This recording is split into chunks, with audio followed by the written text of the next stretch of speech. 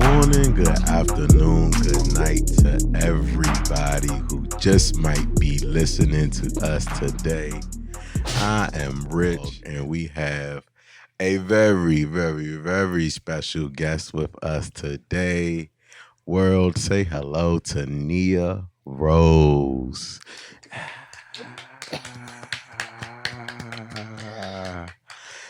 Vibes on a million, always seems to be in good spirits, always seems to kind of be interconnected with like the environment around you.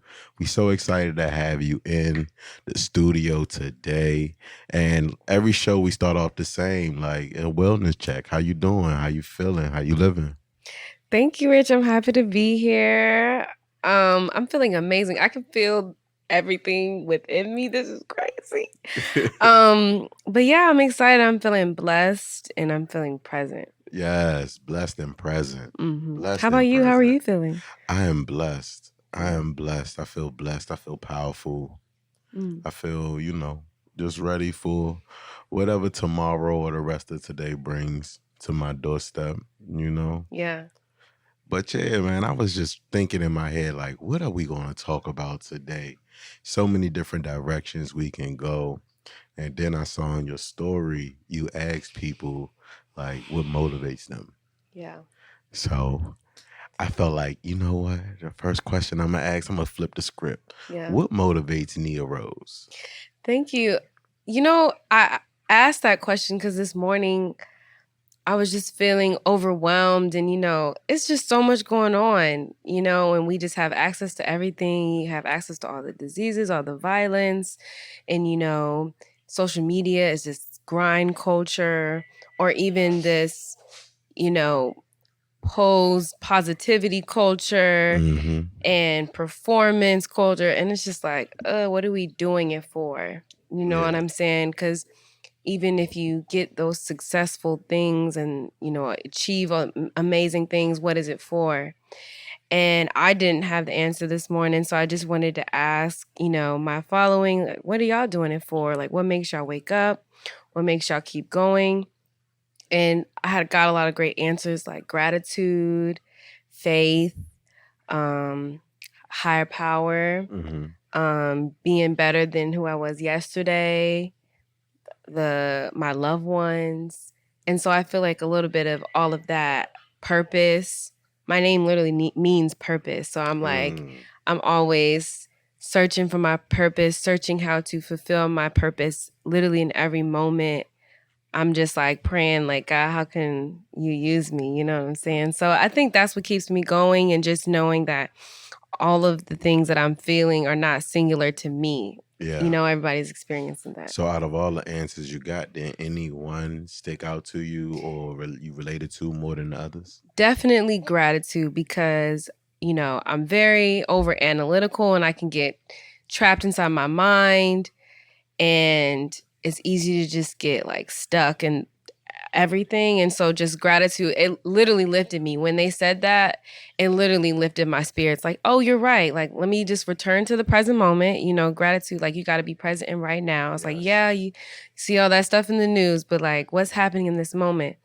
In this moment, I can breathe without a machine. You know what I'm saying? Like, in this moment, I can speak, I can articulate myself. Like, in this moment, I'm loved. My mom's good. My sister's good. My family's good.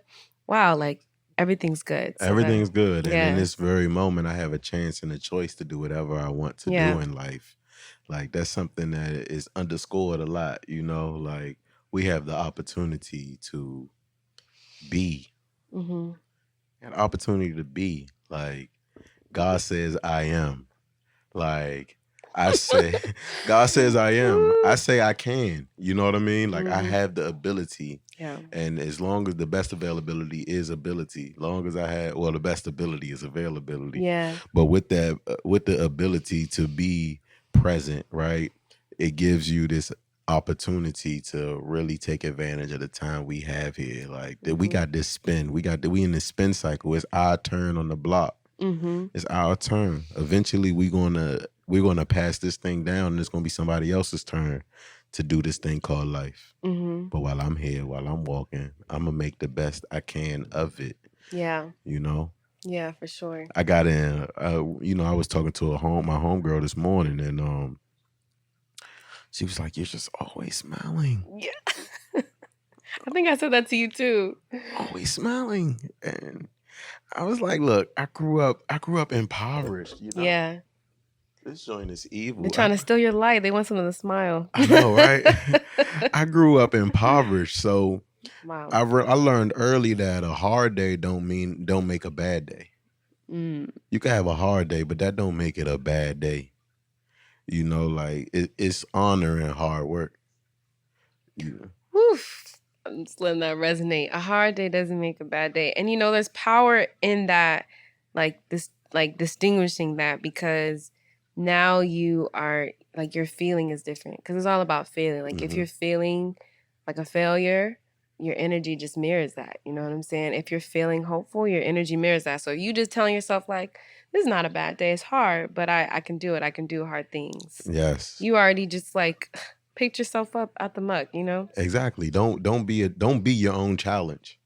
I'm definitely my own challenge. Most of us are, Definitely most of my us own are, challenge. but we can change the world with the right attitude. Mm-hmm.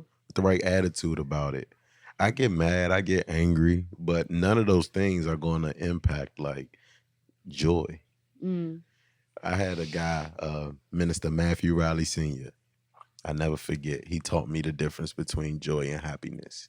He said that happiness comes from a Latin word, happenstance, which basically is a form of joy, but a form of joy that is based upon your circumstances.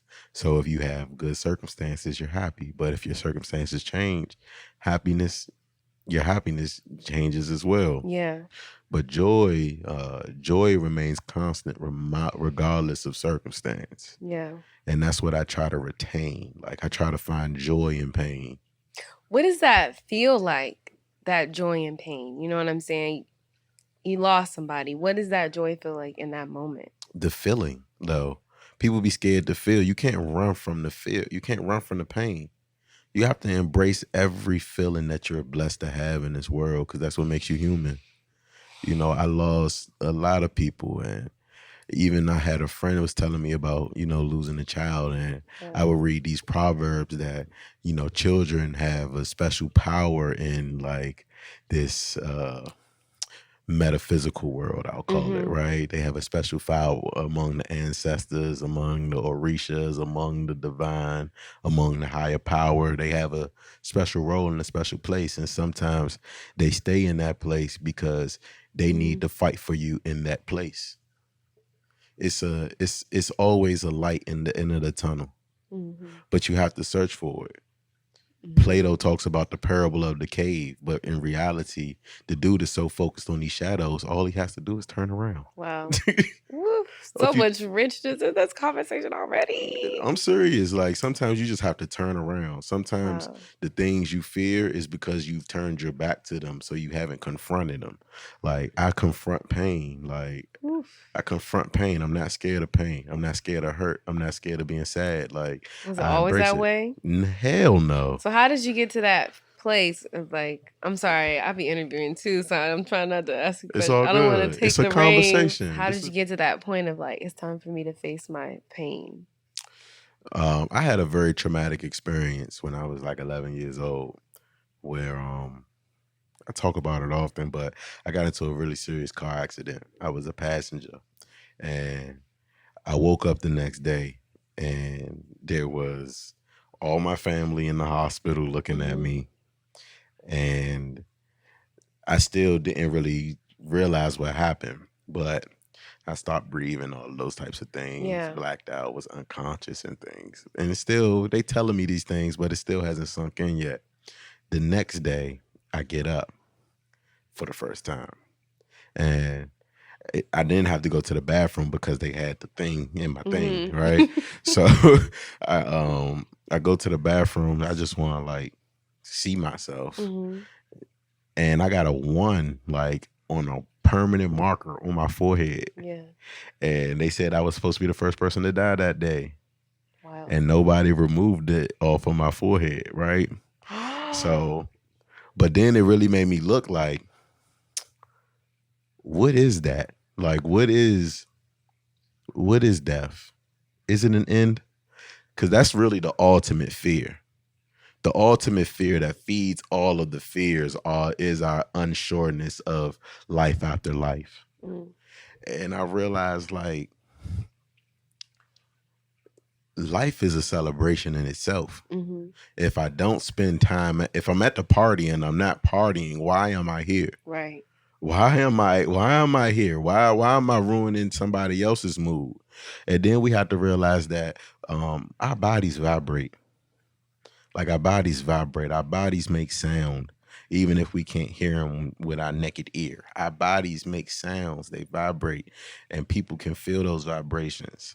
And some people have powerful vibrations.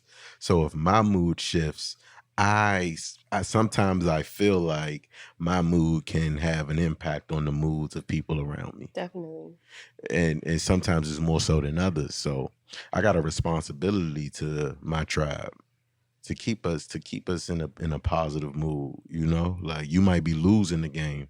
Yeah. You can't be the one that looks defeated. Yeah. You know what I mean? Yeah. Like, that's just how I look at it. So you facing your pain, your feelings, it's like a ripple effect, you know, like helping other people do that for themselves. I just want to be an example. Mm-hmm. I just try to be an example. I can't say I'm helping people or not helping people. That's for people to decide. Mm-hmm. But for me, it's like I'm trying to get better. Yeah. I'm trying to get better at it. I'm not perfect. I'm trying to get better at it. The better I can get at it, the more I'm able to sustain my joy. Because you have to feed your joy too. You just can't wake up and everything is just a blessing. You have to feed your blessings. You have to feed your blessings. And the only way to really feed your blessings is to produce more blessings for other people. So I have this very like give, pour, and allow other people to kind of like figure things out on their own and not be so harsh or so judgmental on others. And you know, it's a journey. Mm-hmm. It's easy though. It's easy if you avoid serious connection with people. What do you mean? The more serious connection you develop with someone, the more you care. So like attachment. So a part of me, I'm able to detach from a lot of things and look at them from a perspective of like the outside looking in. But once you're on the inside, boy, it flips. Yeah. It flips. Yeah. But what about you? Because a lot of the things you're saying about me, I feel like you hold those same types of qualities. Which ones? I just don't see you really, like you said, all of the different things that's going on. The positivity poses, is that what you said? Mm-hmm. The positivity poses, you know, all of the negativity that's out in the world, all of the narratives spread to help this negativity become a bigger beast. All of these things are going on, but you still seem to maintain a positive outlook on life and living. Thank you. It's definitely like active work, being what I want to see. Like, I want to see vulnerability and transparency. I want to see I'm not always feeling okay, but everything is going to be okay. I want to see people uplifting others, living their best life and expanding and extending themselves. So like I try to be that and have a great support system. Just a lot of people who genuinely love me and want the best. I have people praying for me. You know what I'm saying? It's really not me.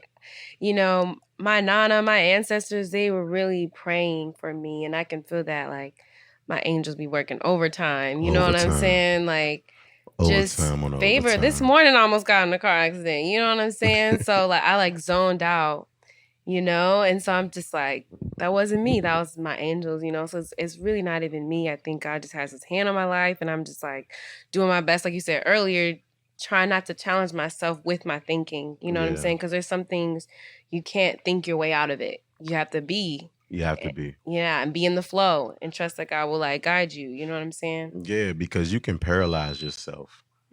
Like you can bring paralysis to yourself by just overanalyzing things, overthinking things, where in reality, like we are supposed to move. Yeah.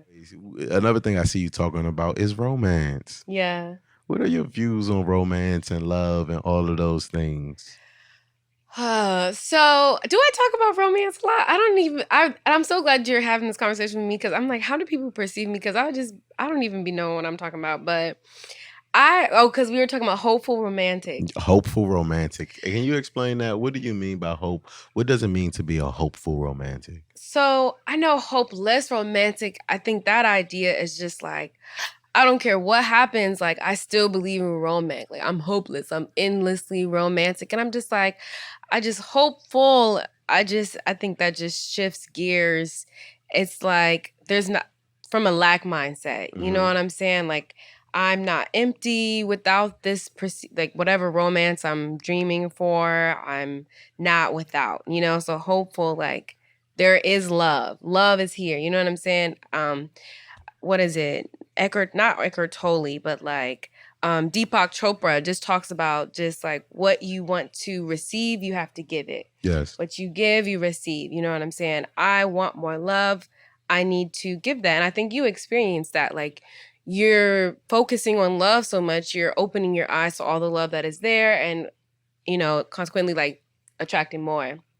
But all that to say, I love romance, but I think that has been a roadblock because I'm like a romanticism and like just like fantasy, and I think just not realistic, and then also judgmental. You know what I'm saying? Because having my own traumas or whatever, blocking people as soon as it looks like anything that I've experienced, or like I would just get really anxious if they're not like texting me at a certain time and just make this story that they don't care, like just all of that and just having to work through that. And more recently, I've gotten better at just like, okay, I'm noticing this attribute, but that doesn't mean you're a terrible person. Nobody's perfect. And I've been able to experience the beauty of that. Like, wow, like you're more than what I thought you were. And being able to experience more love because I'm showing love without the judgment. But I could only do that by loving myself more. If I'm so critical of myself, I can only do that with you. You know what I'm saying? If I'm so like judgmental, leaving no space for error, I can only do that with you. You know what I'm saying? You also talk about self-love, and I feel like we have to get familiar with love and adornship, Yeah. Like if you What do you mean by endorsement? adornment, like to adorn things. I know Miguel has that song. Let my adorn you. Let my love adorn you, baby. Don't you let them hang. I sound like Alicia Keys and Jesus, right? I think I sound like a little smash up.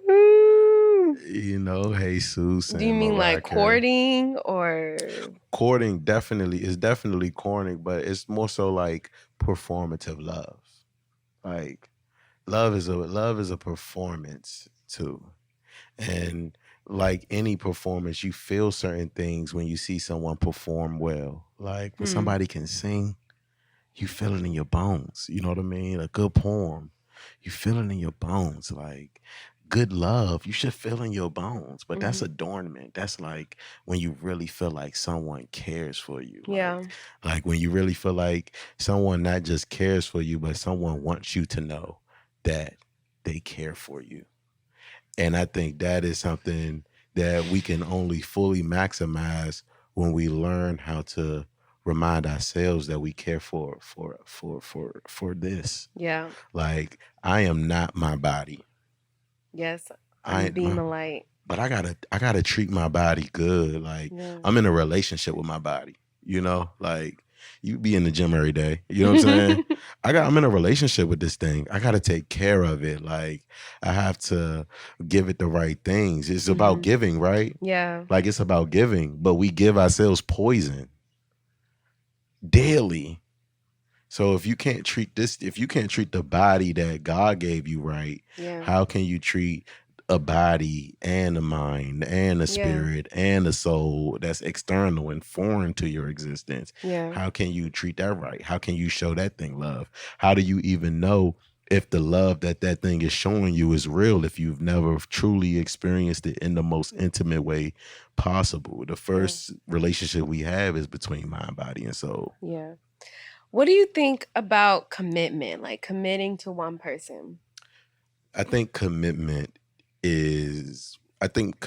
requires like all things that are special and rare, it requires an extreme amount of discipline. Yeah. It requires an extreme amount of discipline. But at the same time, I do feel like people go about it the wrong way. I I think mean, people lead with the expectation. Like, 1000%. it's like, You do oh, this for me and I'll do this for you. or I want this. Yeah. So you need to show me that you can do the things that I want Yeah. before I can like you. Mm-hmm. Like, you can't replace experiences you have with people. You know what I mean? You can't replace them. You can't replace those trips to the grocery store. Mm-hmm. You can't replace those trips to places you've never been. You can't replace those times where you might have been facing trauma you experienced in the past, or you might have come face to face with a new trauma, and that person was there for you.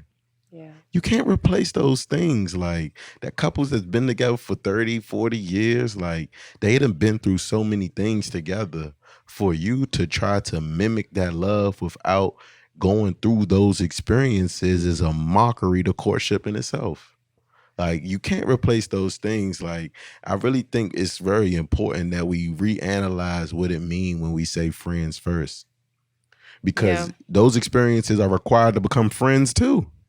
Exactly. You can't force friendship either. Yeah. I can't tell you I love you if we ain't been through nothing. Yeah. I want to love you. Like, I think you cool. I think you fly.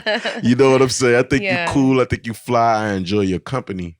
But for me to commit to you before I know what you being in my corner feels like when I'm having a hard day. Yeah. When I'm having a hard day, will you keep my day good? Will you prevent it from being a bad day? Will you help me on this journey that I'm going to? Like, you got to walk first.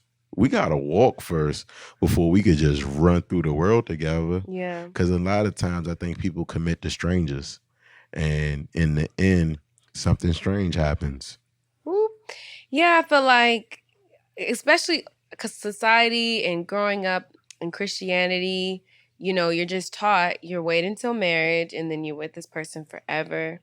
And that's the covenant and that's it. You know what I'm saying? So I think I just kind of like was living like that. But then now I'm like dating around and now I'm just like, what am I waiting for? I'm waiting for the soulmate. I'm waiting for the one and nobody is the one. So it's just like, I'm not even creating space for the friendship, for like the stages, because I needed to be the soulmate level first.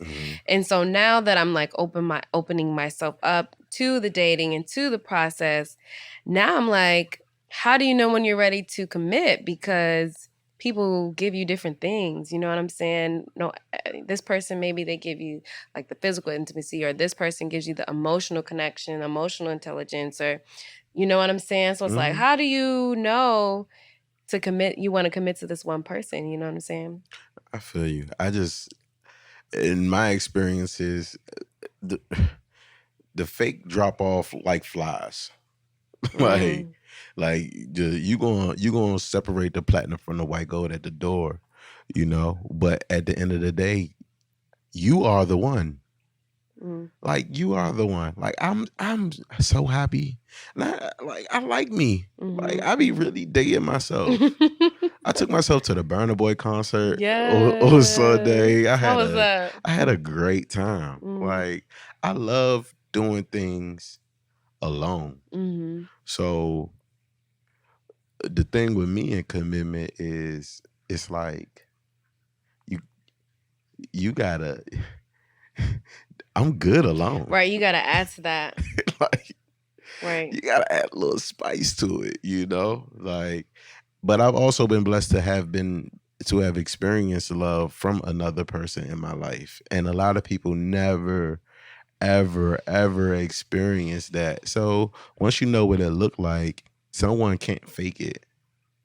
Can't fake it. This is not something to be trifled with. Yeah. Like you, it, again, adornment. Like, and then it's also, I'm also into like, I had a period where I was really into like enlightenment, Italian literature. Mm. Uh, it's one book in particular. It's called Orlando's Furioso, by Ludovici Ariosto is his last name for sure. What is it Ludovici. about? It's it's think of Game of Thrones, Mm-hmm. basically, right? But before you even get there, it's this thing called the Book of the Decorum in Mm-hmm. Italy, which teaches young men and women how to be knights and ladies.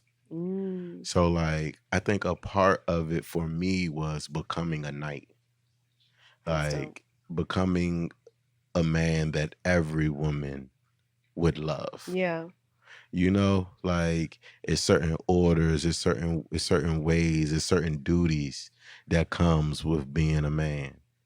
It's more duties for me that comes with being an African American man. You know, like I have duties to the world, but I also have duties to African American women. You Mm-hmm. know, like to kind of reverse some of the narratives and some of the things that we see in this grind culture that we're dealing with on a daily basis, because everybody's impacted by it. And again, we all are supposed to be leaders. We all are supposed to be pushing the narrative and in a way that evolves how we are going to be remembered by our peers and people outside of our communities for Mm-hmm. years and years and years and generations to come. Yeah. So like just thinking about how can I become the best man possible, and that will make me the best partner possible. That will make me attract someone who's interested in being that counterbalance. Yeah. I like full people. You have to be full. Like you have to be full. Even if you're damaged, you have to be full. You Yeah. can still feel a broken glass. You know, like to be full is a journey that we all on, but we still pour out every day. So we Mm-hmm. need to be refilled. So a lot of things for me with as far as commitment comes, who can refill me, who can Mm-hmm. nourish me, who can help me develop into the person that I want to be. Do you feel like that's challenging to find nowadays? I don't think it's challenging to find. I think people have to do it. It's not like it's not something that we can do in a freeze frame. Like 6 months, have you made me better? Right. Like it's got to be a constant reconnection, a constant strong connection. I just don't think love is something that can be faked. Mm-hmm. And I think the effort that goes into adornment and that goes into showing love is something that also can't be faked. Yeah. You know, like to be genuine is a beautiful thing. Yeah. I mean, and sometimes they're being genuine, but you still don't want their love. I mean, but unpopular opinion. Unpopular opinion. Sometimes people are just specialer. Specialer? That's my favorite word. Specialer. Hey, don't laugh, Eli, because I say it often. Like, Specialer. real talk. Like, it's a lot of people living in the age of the Bible. What do you mean? It's a lot of people. Like, around the time when the Bible was written, I grew up in a Christian household Mm-hmm. too. Like, my grandfather was a minister. Mm-hmm. Like, it's some mad people in the Bible, but everybody not David. Everybody not Jesus. Everybody not Samson. Everybody is Not Bruce. everybody's it's some people who are just specialer.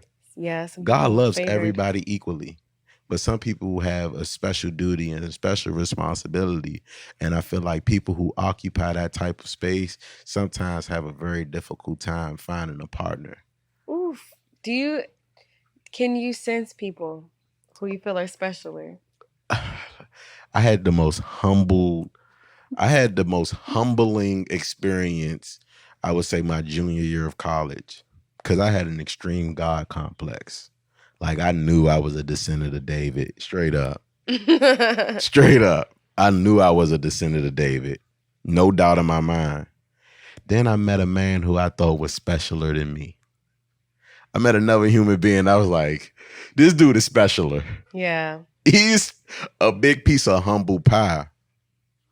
But it also motivated me. Yeah. Like, cause we'll get caught into believing like the world is full of terrible people. But many are called and but few are chosen. And even fewer are ready. Oof. That is a fact. I mean, that's just what it is, you know? So like for those people who just feel like they have this divine property within them, this divine providence within them, they know that it's something about them that just resonates with the souls and spirits and minds and vibrations and bodies of people around them. Like, don't be mad if you haven't found that person yet. Mm-hmm. Don't be mad. It's only a few of y'all maneuvering around the world. Don't feel the pressure to settle for something less than your essence. It's only a few of y'all walking around in the world. I feel like spitting poetry right now. Life is poetry. Life is poetry. When you have a purpose, the whole thing becomes a big ass story. Mm-hmm. Like I can't fail. I can't fail. That's like Superman failing. Mm-hmm. Like, nah. I might have took an L. I might have took an L that day. Might have took an L. But it's 82 games in the season. Baseball 160 something. That's insane. Football 17. Make it to the playoffs, you get an extra 3 or 4. Like you said, you can never look at life from a position of lacking. You know, and abundance doesn't always mean that it's so many wins things. You know what I mean? Like sometimes you are the abundance. Like sometimes it could be 100 people in the room. It could be 99 people in the room. You're the 100th person in the room, but you filled it. It was incomplete until you showed up. And you don't even got to be the last person in that bit. Mm-hmm. You know what I mean?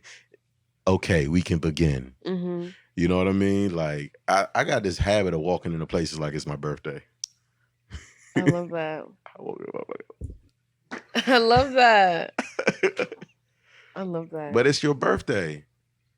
It's your motherfucking birthday. Drake voice. It's really your birthday. I tell people that all the time. It's your birthday. Mm-hmm. Don't even trip. It's your birthday. Yeah. That nigga tripping, girl. It's your birthday. Yeah. like you get just the little things like that, little affirmations like that just remind me like you're special and rare. Be that. Be that. You don't see special and rare things with everything and everybody. Mm-hmm. You don't. Then it wouldn't be that. Yeah. You have to be, I think, being favored, being, like intentional with your romance. You have to be okay with solitude. You know what I'm saying? Mm-hmm. You have to be really okay with solitude. And sometimes you're going to enjoy it. Sometimes like you're going to enjoy it, but sometimes you feel like, man, like, I wish I had the choice. I wish you know what I'm saying? Like, you know what I'm saying? I do know what you're saying, but it's because this is what I mean. That's what I mean. Talk to them. Because there'll be sometimes it's just like I could easily call somebody up, you know what I'm saying, and come over. But that's not what I want. You know what I'm saying? So it's like you're choosing this like short-term goal versus long-term goal. Like I want that intentional versus easy and available. But it's many long-term goals though. It's like it's many long-term goals that another person's company can help you manifest other than romance. Like and people being comfortable living outside of romance is very important. Like you can be interested in somebody, you could be attracted to somebody, you could think that somebody is the one, but are you comfortable enough removing the romance to really figure out that's good. Why was this person brought to me? How do you do that? How do you remove the romance when you have the attraction? Honestly, my method, my process is that I'm constantly grinding. Like I'm constantly working. Do you even have time for romance? But the romance, I won't need no time for it. You know what I mean? No. Cuz everything is supposed to make sense. Like one of my favorite movies was the Twilight Saga, right? Okay. And I ain't gonna lie, it was this one line, bruh, like where he was talking about before I even get there, because I ain't gonna go there. But things are supposed to be as easy as breathing. Things are supposed to flow like water. Like I'm most comfortable when I'm working, when I'm being creative. Like I look at myself like Ariosto. I look at myself like the great artist. Like because that's the type of that's when I feel most myself when I'm being creative.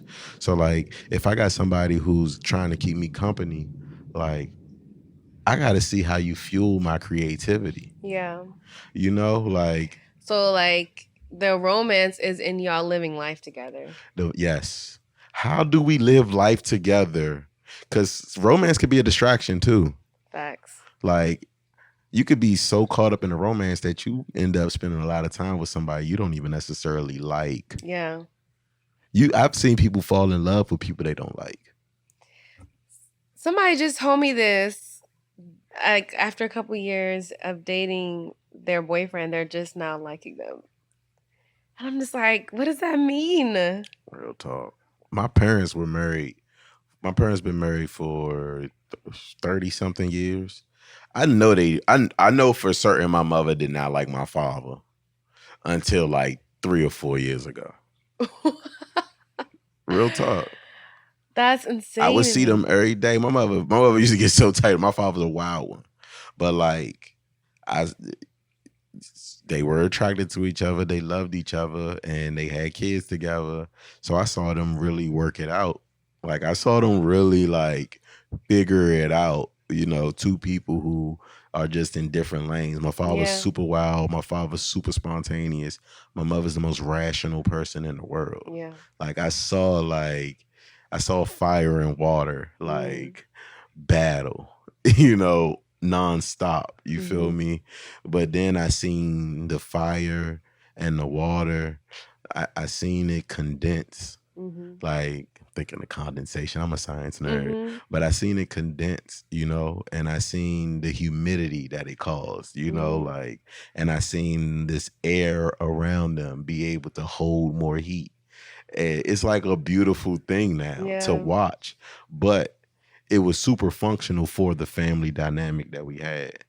Although the romantic dynamic might not have been there on a familial level, it was super functional. So it's like, can I help my partner function?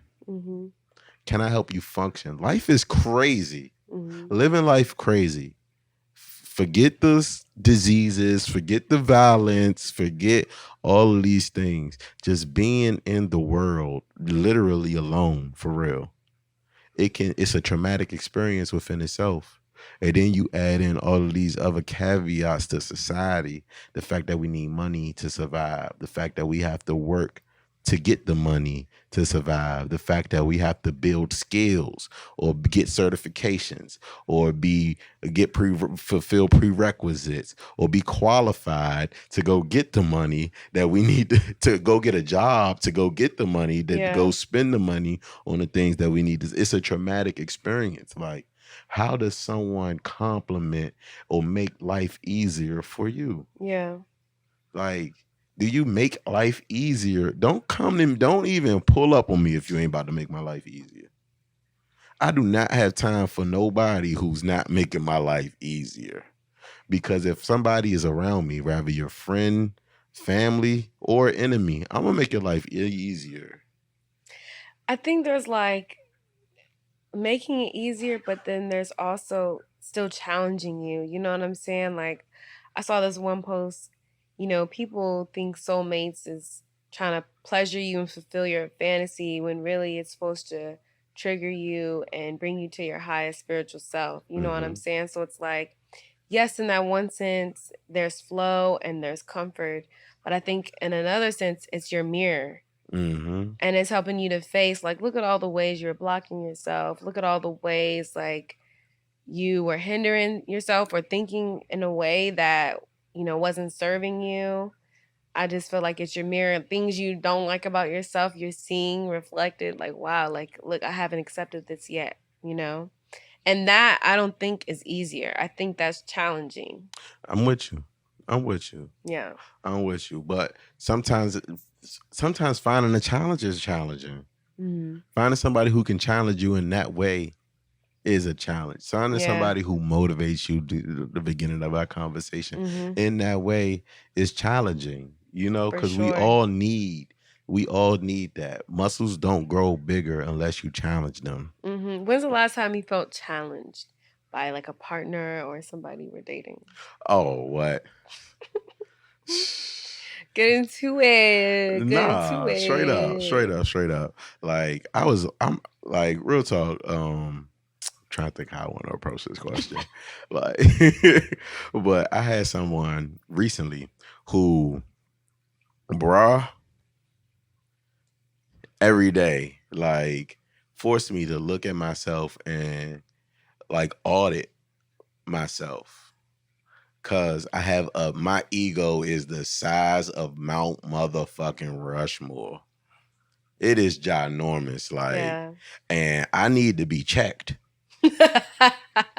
I need to be checked. Somebody gotta check me. Like, if a woman's not powerful enough to check me, we ain't got no business hanging together. Yeah. Cause I'm gonna run all over you. And I'm gonna manipulate you and all of the things. Like, I only can deal with powerful women. Yeah.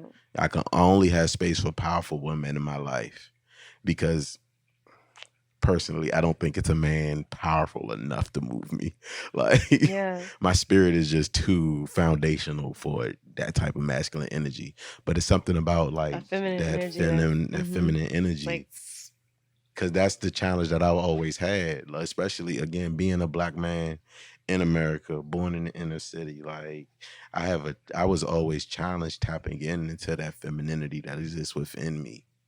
Like, I love that you said that. Like, there's femininity and masculinity in everyone. I love that you said that. In everyone. We are literally, we are all sperm cells that inhabit an egg. Right. Like, we are all sperm and an egg. Yeah. All of us. Like, all of us are man and woman. I don't get into gender conversations because literally everybody is both. This is just so validating because I have been feeling that a lot lately. Like, I have been feeling aware of my masculine energy because, like, I think people really perceive my feminine energy, but I've been feeling more aware of my masculine energy and just like being afraid of it almost. Because I'm just like, oh, I don't know if I'm a boy, but I'm like just accepting that I'm literally everything. And, the idea of pronouns and they, them. So I think that's so cool that you said that, like, tapping into your own femininity. Real talk, like, tapping into your own femininity. Now your sexuality, for me, is a duty. Your sexuality is a duty. Like, it's second grade all over again. 1 + 1 = 2. Like, right? Like Beyonce voice, right? I got nothing. Sing that shit. I got you. Hey, straight up, real talk. That beehive just dropped. Yeah.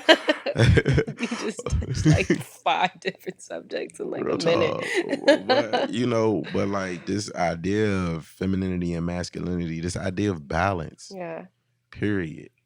In my department, we talk about God a lot. And we always talk about God as this androgynous being. Yeah. And to see yourself as androgynous, you can be androgynous and be heterosexual. Yeah, like, exactly. Who you prefer to have sex with has nothing to do with how you view yourself in the scale of masculinity and femininity. Like, we have to remove certain concepts from other concepts because things get conflated and it causes a lot of confusion with people when people are scared to be who they are because they feel like they have to be something else. Yeah. Like, I am who I am. I feel how I feel, but the world is telling me how I feel is something. Yeah. adding meaning to it, so you feel like you gotta change it. It's not even. It's adding meaning and it's adding collective to it. Like you are like all of those people, or you're like all of those people. You are you. Like discover the intricacies of who you are and like how you manifest and how you express yourself and what are these energies doing for you, like. And it's also this thing of osmosis. When your body lacks one thing, another thing will overcompensate to make up for it. So a lot of times when I see people who super, oh, I'm super feminine, or I'm super this, that, and that. It's an imbalance, you know, like it's an imbalance, and a realignment. The journey of realignment needs to begin, and that's for everybody. Like literally, no one. I never speak from a perspective of privilege because I'm not privileged enough to have that perspective. I speak from somebody who's in the war. Like I'm in the battle. Like I'm in the battle of balance, and understanding that it's like sometimes, and my ego, to me the ego is a masculine phenomenon.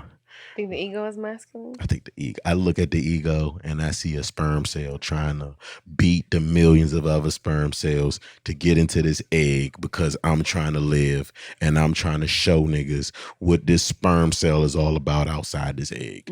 Right? And I think every human has that. Right? Yeah. But then like you have the egg. I drop once a month. It ain't that. You can find me. You know, you looking for me? You know where to find me. May the best one May win. the best one win. You feel I'm me? not for everybody. I'm not for everybody. You know what I mean? Like I'm not for everybody. Cool. It's that reserved. It's that tempting. Yeah, you know, like we are all temptress. We all can be that. Because you know you're the prize. Like everybody's coming for you. You know what I'm saying? You don't gotta chase it. They're coming for you. You know. Yes. You gotta make space for it. Yes, and I tell people you gotta be the prize and the champion. Be the prize and the champion. Win yourself. Win you. Can you win you? Like, real talk. You are in a battle within yourself right now. Yes. Love is war. Yes. I want to get that tatted. I want to get that tatted on my neck. On your neck? I know. I'm going to wait. On your neck? I know. I want to get it like right. Love is war. It really is. I love what you said. Battle of balance. I think about that like all the time. Like everything is everything. You know what I'm saying? Because I just feel like we just love labels. We love to like constrict things to this idea. And God is like, I'm going to challenge that. And like that's why everything is the underdog. Everything is like, okay, I'm going to save the woman who is a prostitute, or you know what I'm saying? It's like challenge all your ideals with these conflicting things, these contradicting things, so you can't fit into one box. It's everything, balancing feminine, masculine, balancing being the leader and being silent, you know what I'm saying? Like all of that. You're literally taking on all of those different roles, and it can be exhausting sometimes. It's like, man, I really am everything and nothing, Whew, everything and nothing. That's definitely a good segue into another thing that's been on my mind lately, where I believe in, I believe in truth, but I feel like truth is something beyond us. Facts. Like, I don't believe we are capable of producing truth. Mostly because I don't believe nobody know nothing. Yeah. Like, I've been really into science and physics lately, and I'm watching another podcast, and they said, what if it's a group of people who understand energy outside of combustion? Like how our whole idea of energy is formulated comes off of combustion. But what's the problem with that type of energy? When you produce combustion-based energy, it produces heat. So the more energy you produce, the more heat you produce. But if you produce too much heat, then it will implode. Mm-hmm. It's when you see rocket ships blow up or something like that. Because the more energy you produce, the more heat is being produced. Or if you run in the car and you just got that thing, you got that thing open. You feel me? Like it's producing heat. Or if you on the phone, you got your video playing on your phone for too long, it produces heat. And your iPhone will be like, yo, my Mm-hmm. cameras that we use for this podcast, Mm-hmm. they'll shut off if they Yeah. get overheated. When you're producing energy, you also produce a fire that makes you ineffective, you know? So Ooh. like I've been thinking about this idea of knowledge, and then I even thinking about words. Exactly. Oof. Eckhart Tolle talks about that. Like once you spoke, you already kind of marred the truth a little bit because it's Mm-hmm. beyond words. It's but we still have to speak because we're sharing it. Mm-hmm. We're sharing but just sharing it with the knowledge that this is a piece of it. That's real. And you stole it. Every word you speak is stolen. Mm. You might have remixed it. You might have used it in your other context. You might use it with words that you stole from another place. Mm-hmm. I don't even, if I want to get to know somebody, it don't even matter what they talking about. What do you mean? I collect data from the word selection people Mm. use. Like, cause if you know certain words, that mean you know certain shit. Mm. You feel me? Like, or if you know about certain things, that mean you from a certain place, you know? Like if I hear somebody say something like, Right. if I hear like, I'm trying to think, I'm gonna come get you on Saturday. Oh, you been to DC? Mm-hmm. You know what I'm saying? Like, if I hear somebody talks about like existentialism, I'm like, Mm-hmm. who you been reading? You know what I Mm-hmm. mean? Like I can pick up on things from just listening to somebody and tracing where they got those words from. Those words come from a certain place. Those words have a history. Those words have a track record. Every word we use is an NFT with a code Mm-hmm. that traces back to where you got that word from. Language can be a powerful thing, but it also makes me realize that nobody knows nothing because everybody is stealing from somebody else. Okay, so what about like the monks or the prophets where Buddha, for example, he didn't reach enlightenment from somebody teaching, he was under the tree, the apple hit him or whatever, and like he got that internal knowledge. What about that? You know what I'm saying? You, Was that stolen as well? but if you ask Buddha, what do you know? What do you mean, Buddha, Buddha? What do you know? yeah. If you ask Buddha, you enlightened. What do you know? Mm-hmm. Like, what is truth? Buddha's gonna say, I don't I know. don't know nothing. Right. What was that? Yeah. Like, Yeah. it get back to the same thing. Yeah. Like it's a like everything and nothing. Like you said, it's a comfort in knowing that you know nothing. Yeah, that's fact. It all depends. Right. You know, Humble's an interesting context word. is definitely at play there. Exactly. But at the same time, like we do live in a culture where people feel like they have to have the answers. Yes. Or even worse, people cannot know the answers, think they could go on their phone, type in your question, and give you again, steal somebody else's answer and give it to you. Yeah. I love what you said earlier when you were talking about love, of just like you're trying to mimic or create love without the experience. I had a friend who would tell me about that. Like, you're trying to teach these lessons, have this knowledge, but you don't have the experience to actually know it. Because there's like maybe understanding it, you read it in a book, and there's having that knowing. Mm-hmm. You know what I'm saying? Like, oh, you can say love never fails. You can say that all the time, but you don't know it until you experience like, wow, like I was nothing and they were there for me and they didn't need to be. Love never fails. You know what I'm saying? Love never fails. And you could read a book about sailing a boat, but that don't mean you could get on that joint and go across the Atlantic Ocean. Yes. You could read a book about how to play football. Good Will Hunting. Mm-hmm. That was that whole like battle. The student, so a genius, knowing everything in these books, but never lived it. Never felt love. Never felt, the river on his skin. You know what I'm saying? Never tasted this. It's like that knowing in the book versus really feeling. Facts, because when you experience things, you get that contextual evidence. Mm-hmm. Like you get that things are this way, but sometimes they can go this way. Mm-hmm. Like it's those little anomalies that can't be accounted for And it's the ability of the freedom of the things around you that can't be accounted for unless you can unlock that a similar level of freedom. You know, Mhm. I love sports. So I make a lot of sports references. So they've been asking guys like, who's the hardest person to guard in the NBA, and everybody's answer has been Kyrie Irving. And everybody's saying Kyrie Irving is because, like, with most players, they got a move or two moves or three moves, and you can kind of like know what they about to do. But Kyrie got counters, the counters, the counters, the counters, the counters, the counters. He has so many different moves, but all of those things is anticipation for like just the abilities of the things and people around you. Like, Mhm. and you can't get familiar with the abilities of the things and people around you unless you step into those environments with other people and other things. Like, it's a book is beautiful, but it's a world outside that book.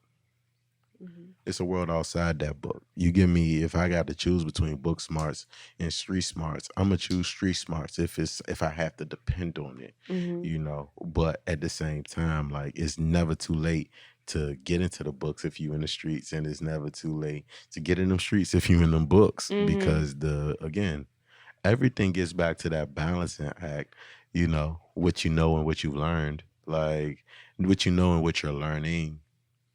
Like, I love a good book. I read a lot. I read way too much. What you reading now? I'm trying to get through Becoming Supernatural. Oh, I've heard good things about it. What do you think? So far so good. My sister read that. I struggle with books that give you like plans and stuff. Really? I just like the wisdom. I just want to receive the Right. wisdom. I don't. Some people need the plans. You know what I'm Yes. saying? Like, all right, you're telling me the ends of the universe. What am I supposed to do with that? You know what I'm saying? And That's that's real. people are different. You know what I'm saying? Some people like it's in you. Like, wow, it clicks. Bet I know what to do with that. And some people are just like, I have no idea what you want me to do with that. You know what I'm saying? So I love that Yeah, I can definitely perspective. respect that. You know, I like that joint. And I'm reading another book, but it's like on some uh divine feminine sexuality type situations. Uh Like, I like to research. huh. What's it called? Hold on, let me get the name of it. I like to You said he like research. You know. research. I need to do some Oh, my research. homie said that. My homie said that because one of my homies put me on to the Kundalini. What is that? It's like the flow of energy, Mm-hmm. and it also deals with divine femininity. That's really That's what what been a I need to lot of learn my about stuff divine been. Yeah, femininity. That's what I want to learn about for sure. that's where a lot of my energy has been directed to. Just because that's the portion that I didn't really understand. I was raised by a lot of strong men. Mm. I was raised by many strong men, and like, they all gave me wonderful, beautiful lessons. So it's But they like couldn't teach that femininity. they could hold no them. I was raised around old heads, Mm-hmm. a lot of old heads, World War II vets, Oh Vietnam wow. vets. I used to play poker when I've been playing cards and stuff like that since I was 8, 9 years Mm-hmm. old. So I was always raised by those guys. So, like, lately, I just been, again, I'm in this battle of balance. So I've Mm. been really focused on equipping myself with what I need to win the war. Yeah. What is the war that you're fighting? The The war war, of balance or the war of something else? it's the war of repetition and reputation. Like, every day I'm going to wake up and perform. You know, I'm going to go and perform Maurice every day. Every day I'm going to perform who I am. Perform Rich every day. Perform who I am. But and based on my performance, a reputation is going to be created.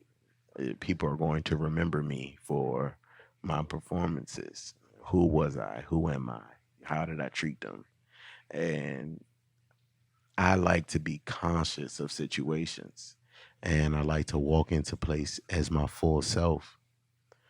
But Sometimes, especially in a world full of distraction, things like that, we're blocked from certain parts of ourselves. Yeah. So the battle for me is just kind of like discovering all of the elements of me. Mm-hmm. I want to discover every part about me. Like Mm-hmm. I got this life. Like I woke up in this body. Like like real talk. Like I woke up in this body, Yeah. and it's like figure it out. Yeah. It's like figure it out. You could do whatever you could do whatever in that thing. Mm-hmm. Figure it out. So that's the battle to me. The battle is like it's so many jewels and totems that's left behind for me to recollect. And I also, on the flip side, I also feel like a king who was robbed of his kingdom. Like I know I'm a descendant of a pharaoh, Mm-hmm. descendant of David. Like I know I'm amongst them people, but then you had the Mayafa 400 to 4,000 years of racial disenfranchisement, discrimination, oppression, enslavement, all those things. I was robbed of my kingdom. This is Mm-hmm. a story of reclamation. Mm-hmm. This is a story of the return of the prince to his promised land. Mm-hmm. Like this is that story. This is that battle. This is that war. But you can't return to your homeland without something to enrich the soil. You don't go back with nothing. Don't go back and leave the people worse off than when you was gone. Mm-hmm. Like I'm trying to manifest a community. I'm trying to manifest a village. I'm trying to manifest leading a community in a Mm-hmm. village. What type of leader am I going to be? I'm not going to just be a leader of men. I'm be a leader of men, women, and children. So like what parts of my childhood do I fully addressed and understood? Mm-hmm. What parts of that divine femininity have I fully addressed and confronted and understand? What part of my masculinity have I fully discovered and understood? I done been toxic at various points in my life. I've been toxic at various points. Them college years, bro. Them college years were full of toxicity, bro. I graduated from college, undergrad, and I became a jeweler, and I was a stylist. I was would style people with clothes that me and my brother was making. So like, it's pretty women everywhere. Like they interested in me. Like I ain't really gotta say nothing or do. I was toxic. Mm-hmm. But like again, I feel like all of those things were necessary in this battle, in this Mm-hmm. development, because you can't speak on things you haven't experienced, and even in my classroom, like I relate to my students in a different type of way. Me and my Mm-hmm. students connect in a different type of way because I done lived a lot of life. I done lived a lot of life, and I live life with the intention of learning Mm-hmm. so I can teach others, which is also the battle of being an educator. Like, I can't just live life just to live it. Like, I have to live life and I have to bring something back. This is divine mercantilism, where we go to other places, we start to understand the value of their resources, and we bring those resources back to the Mm-hmm. motherland. Like, this is the battle. This is the journey that we're on. It can't be underscored, and it can't be overwritten. Got you. What's your battle? I feel like my battle is for love. Like I Told y'all she be talking about love, y'all. I told I y'all. know, I'm like I sound like such a hippie. My first tattoo is love never fails. You know what I'm Yes. saying? Like just understanding love, and I love what you said, discovering me. Hmm. Everything is within me. You know what I'm saying? Everything I'm experienced is from within. You know what I'm saying? So learning about love of self, I think, is the core, and love of others. What is love? What's love in action? That is my battle, definitely love. And then I'm very empathetic so it's hard for me to like just see all the stuff that's going on, but I don't want to be ignorant, you know? And I think, you know, we're all different parts of the body, you know, like the Bible talks about like body of Christ, you know what I'm saying? We're all different types of body. We all have different gifts. We're all meant to serve in different ways. And, you know, the doctor there, it doesn't bother them dealing with blood and guts, you know what I'm saying? Like, and that's their gift, you know what I'm saying? But then there's somebody who's a good orator, a good scientist, whatever. But for me, like, you know, seeing the police brutality, like imagine you're, you know, the mother of Breonna Taylor, like maybe the bitterness you might feel, the hatred you might feel, maybe that's help you to spearhead the mission for Black Lives Matter, but maybe that hardens your heart towards white people. You know what I'm saying? And like, if we're all children of God or whatever, like maybe that's not your calling, you know, but there's some people like Will Smith or whatever, where it's like, white people love you too. So maybe you can show them and teach them some lessons or whatever. So it's like, what does that love look like? And I don't know if that makes sense, but just like learning how people show love. So, you know, I have a show too where I just love interviewing artists because I get excited hearing about what other people are passionate about, you know, just seeing it in their eyes, seeing it in their work that they're doing. You know, they're not really getting anything from it. You know what I'm saying? They're not getting paid to do it yet, maybe. You know what I'm saying? They're not really getting acclaim, not a lot of supporters, but they're doing it just for the sake of it. You know, like when you're looking for that reward, that's not love. Like you're like, when you're looking for something, the outcome, that's not love. So it's like just looking what love looks like for other people, how it's expressed. And, you know, I just feel like God shows us love in everything. In a garden, you can see God, you know what I'm saying? Like in sports, you can see God, and building and architecture, you can see God. So I just feel like my battle is just like seeing and expressing love. And of course, ego gets in the way. I think I have a big ego too. I remember, I'll never forget this. And if like I get this clip, I always mention this. One of my friends, he picked me up from the airport. I went to visit him in Atlanta. And he was sick. We later found out he had COVID. You know what I'm saying? He's sick. He's literally like laying his head against the window. And I'm mad at him because I'm just like, I literally came here to visit you and you have the audacity to be sick. You got the audacity. You got the audacity. I was mad at him. I was like, you like don't. I feel like he wasn't investing in our friendship and all this stuff. And he's literally picking me up from the airport and taking me to our other friend, you know what I'm saying? And he had no time for me. All he says is like, you're so entitled. And I was just like, excuse me? And like, but I always remember that. I always remember that. And I always will remember this. And I'm thankful that he said that because that was love. You know what I'm saying? Like, just like, that was him checking me, you know? Yeah. Because when everybody loves you, you used to people bigging you up and you used to tell people telling you how amazing you are. So it's such a blessing when you meet other powerful people so they can check you. And it's like, yeah, you're amazing, but you can be better. Yes. You know what I'm saying? So he was like, you're entitled. And I just was like, excuse me. But he was so right. You know what I'm saying? Like, I've been spoiled. You know, even though my parents didn't have a lot of money, like, they love me so much. And I think that's the richest thing you can do. You feel invincible when you come from love. You know what I'm saying? Like, so I just grew up in a home of love. So I just really felt like I was owed everything. Yeah. That's real. You know what I'm saying? But that I feel like is that battle of just what is love. And like the answer changes. But right now I just feel like love is acceptance.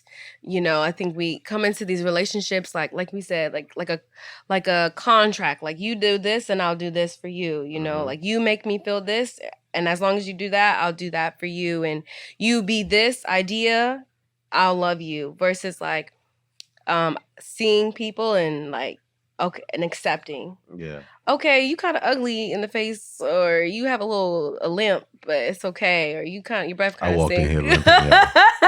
I walked in here limping today with an ice pack on my you know what I'm saying? Nia talking about me, yo. I'm just playing with you. But you know what I mean? Like, you're not Barbie and Ken. Like, you're a human being, and maybe this isn't your strength, and you see that, and you're no longer pretending, you know, because you're not trying to make this story like, oh, we we get to look good in pictures and we get to perform and we get to be the couple goals. It's like, no, like we like match each other. We match each other in our weaknesses and our strengths, and I feel like that is like the purest love. You know, I feel like my family, they really show it, like when I'm having like, you know, anxiety and depression and just in the pit, and them just seeing and not trying to change me, not trying to hurry anything, but just being with me. That's like the purest form of love. You know what I'm saying? That's real. So yeah. That's real. That's real. That's real. That's real. Oh man, we had a good discussion today, you know. We had a good discussion. Time flew by for sure, for sure, for sure, for sure, you know. And I just want to truly thank you and say I appreciate you for making time and making space to come and Thank visit you. us today. Thank you for You could having have been me. anywhere in the world, you know. And for everybody who tuned in, I'm so Is this live? nah. Oh, is he talking like Oh present? no! Oh no! Me lie. I only like when people FaceTime me in public. Really? Cause I say whatever. Yeah. I'm a whatever. I say whatever whenever. And That's good. People want to hear whatever. I'm sorry. I didn't mean to interrupt the you outro. good. You good. You good. But before Nia, it's like nah. But nah, real talk. For the people who tuned in, the people who watching, rather it be on YouTube, Apple Podcast, Spotify, whatever, it doesn't matter.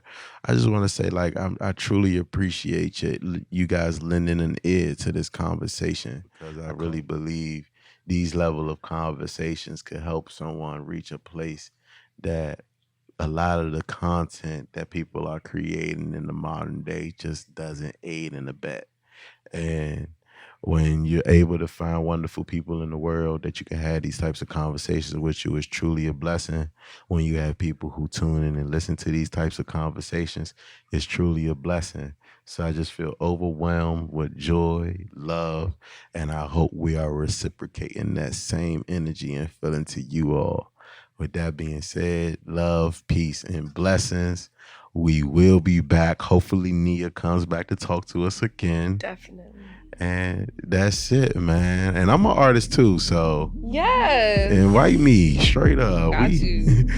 Yo, we out. Love.